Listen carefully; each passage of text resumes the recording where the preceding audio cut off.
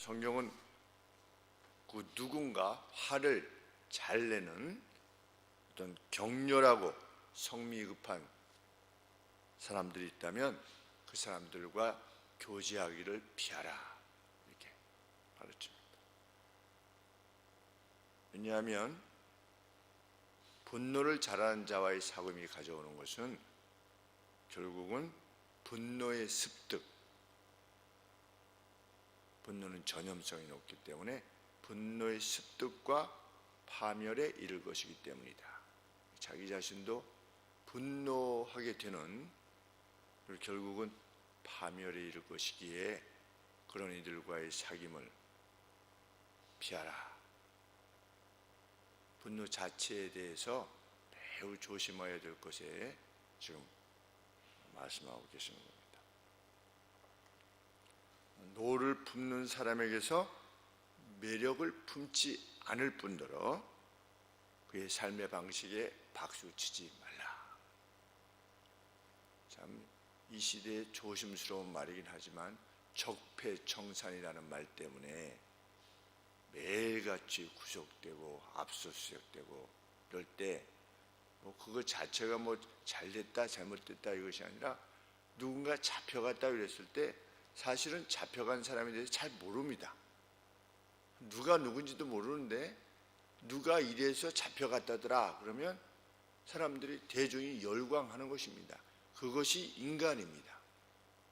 인간의 속성이라는 것은 누군가 잘못된 것에 대해서 참 안 됐구나, 참 불쌍하구나, 왜 저렇게 했는가 이렇게 불쌍히 여김보다는 벌을 줘야 된다는 것에 대해서 아주 환호하는 것입니다.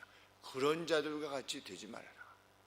우리 분노하고 화를 잘 내는 사람은 화를 낼 때 내가 이렇게 하면 안 되는데 이렇게 하면서 화를 내는 사람은 없습니다.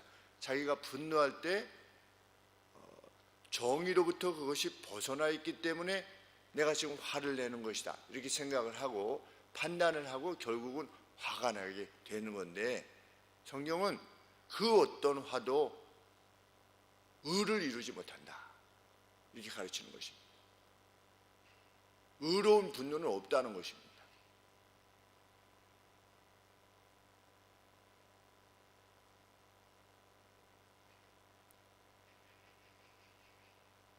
분노하는 사람들과의 관계에 있어서 우리가 먼저 기억해야 되는 것은 분노가 해롭기 때문만이 아니라 비도덕적인 것이기 때문이다. 그래서 야고보서 1장 20절에 사람의 성내는 것이 하나님의 의를 이룰 수 없다. 참 가슴에 감동을 주는 말씀입니다. 갈라디아서 5장에서도 노를 바람은 육체의 요구에 관계되어진 것일 뿐이다. 어떤 그 플래시, 우리의 몸과 이 육신과 관계되어진 것일 뿐이다. 결코 영적인 것과 관계되어진 것이 아니다. 그래서 우리 다윗이 나발 치러 갈 때 다윗 같은 사람도 분노한 겁니다. 왜? 평상시에 양을 다 지켜줬어요. 그러면은 축제할 때, 털 깎을 때, 축제할 때 조금 먹을 것을 줘야 되는데 먹을 걸 주지 않을 뿐더러 애비 이름이 이세라며 다윗이 도대체 누구야? 누군데 나한테 와서 먹을 걸 달라고 그러는 거야? 그렇게 모욕했을 때 다윗이 분노했죠. 내가 가만두지 않겠다. 아비가일이 나와가지고 나중에 왕이 되었을 때 무죄한 자의 피를 흘렸음에 대해서 훗날 후회하지 않아야 되지 않겠습니까? 이렇게 권했죠. 무죄한 자의 피를 흘린다는 겁니다. 다윗은 생각할 때 나발이 악한 자라는 거죠. 왜? 자기에게 그렇게 했으니까. 그런데 아비가일이 내 남편은 당신과의 관계에 있어서는 무죄하다. 그랬을 때 다윗이 하나님이 당신을 보내서 나를 이렇게 범죄치 않게 하심에 대해서 참 기뻐하고 찬양하고 감사를 드린다. 돌아서지 않았습니까? 그것이 의로움입니다. 하나님께서는 우리에게 이러한 삶을 원하는 것이죠.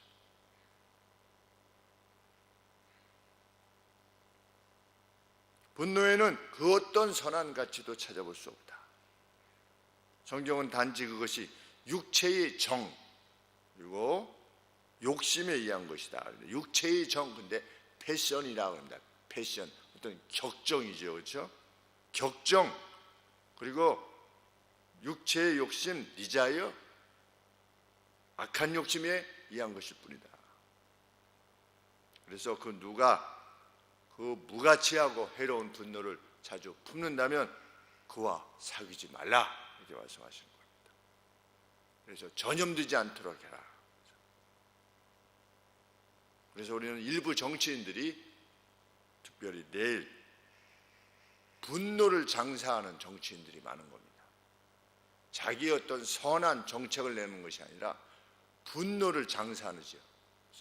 이 사람이 이거 잘못했다, 저 사람 저거 잘못했다. 그래가지고 뽑아줄 수 있겠습니까? 상대를. 도대체 정치인들이 참 하는 것을 보면 어린아이들도 그렇게 안 하는데, 우리 반장 선거할 때 저는 이렇게 해서 뽑아주시면, 단순하지만 어렸을 때 그러지 않았습니까? 반장 그 앞에 나온 후보자들이 저를 반장으로 뽑아주시면 이 판을 위해서 뭐 청소도 하고 뭐도 하고 이렇게 했습니다. 그런데 반장 후보가 나와가지고 저는 철수는 지난번에 저기에다가 유리창을 깨뜨리고 공을 가져가고 이랬는데 저런 철수를 뽑아주시면 되겠습니까? 저를 뽑아주세요. 이렇게 안 하지 않습니까? 그런데 오히려 나이 많고 연륜이 많다는 이 정치인들이 자기 거는 얘기 안 하고 순 남의 거를 얘기하면서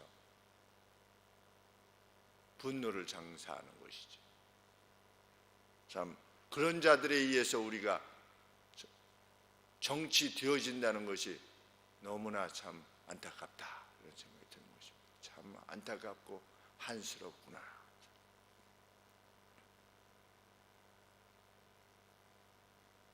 라멕이 창세기 4장 23절에서 당신이 내게 준 이 여자가 나로 하여금 먹게 했습니다. 분노를 표현했고, 가인이 아벨에게, 형제에게 분노를 표현했고, 그 다음에 라멕이라는 자가 어떤 젊은 소년이 자기를 이렇게 딱 쳐서 내가 오늘 죽여버리고 왔다고 자기 아내에게 자랑하는 이런 노래를 부릅니다. 창세기 4장 23절이다.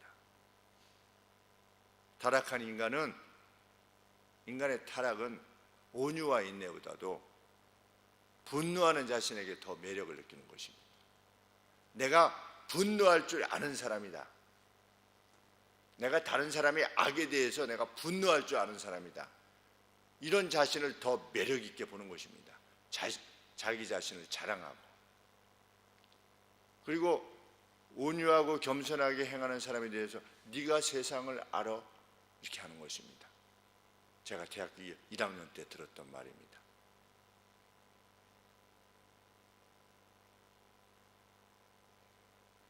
그래서 예수님 당시에 이스라엘 백성들도 로마를 어떻게 가만둘 수 있습니까? 로마를 끝장내시오, 메시아가 되어서. 메시아는 그 정도 할 수 있지 않소. 호산나 호산나 우리를 구하소서. 어디서부터? 우리의 죄와 사망으로부터가 아니라 로마의 압제로부터 우리를 끝내주소서 라고 했을 때 하나님께서는, 예수님께서는 나는 세상을 다스리러 온 것이 아니다, 이 이스라엘을, 육적인 구원을 이스라엘에게 주러 온 것이 아니다, 이렇게 밝히시지 않았습니까?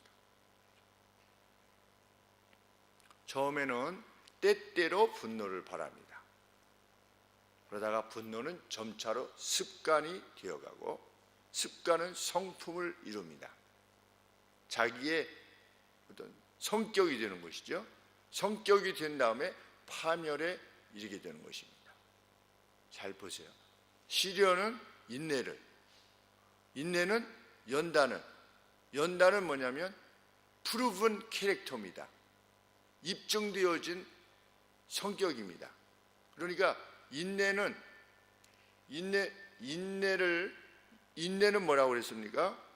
소망의 자리에 서는 것이다. 이것이 인내입니다.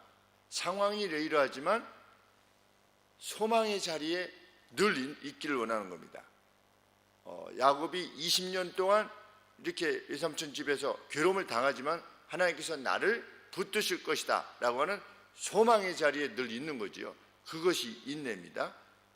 시련은 우리에게 인내를 소망의 자리에 있고자 하는 그런 훈련을 시킵니다.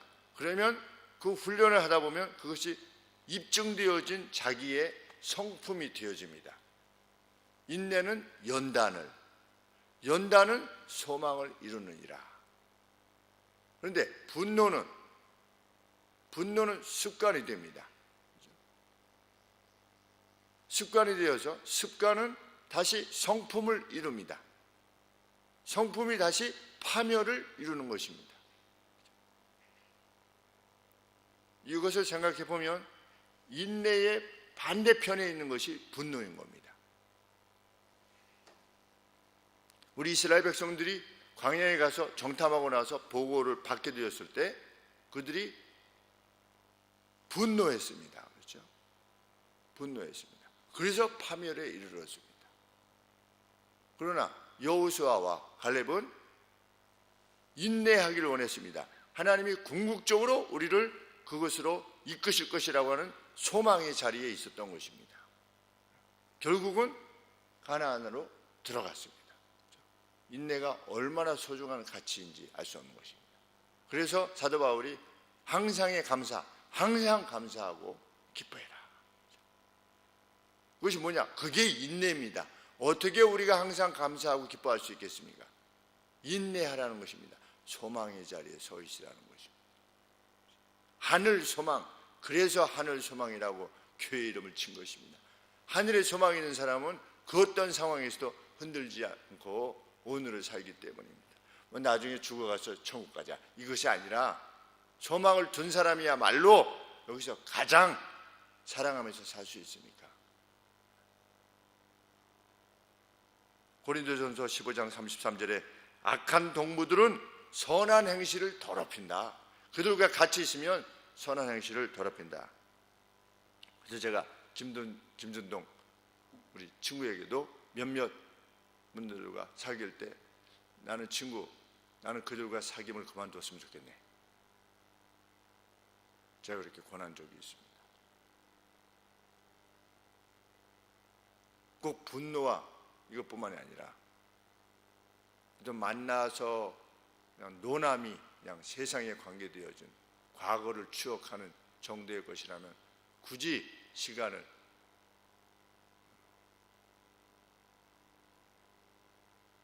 그 아까운 시간을 그렇게 행함이 합당치 아니하다 이런 생각이 들어서 조심스럽게 권해보는 것입니다.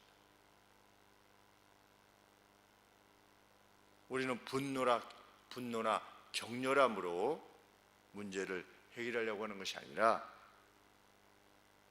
형들을 위로했던 요셉과 같이 오히려 그렇죠? 스데반과 같이 저들을 용서하여 주시옵소서. 자신에 대한 불의 앞에서도 지금 우리 세상은 남의 불의에 대해서 조차도 분노하기를 기뻐하는데 스데반, 요셉 이런 분들은 자기에 대한 불의에 대해서조차도 오히려 거꾸로 그 형들을 용서했을 뿐만 아니라 오히려 위로하지 않았습니까? 위대한 믿음의 선진입니다.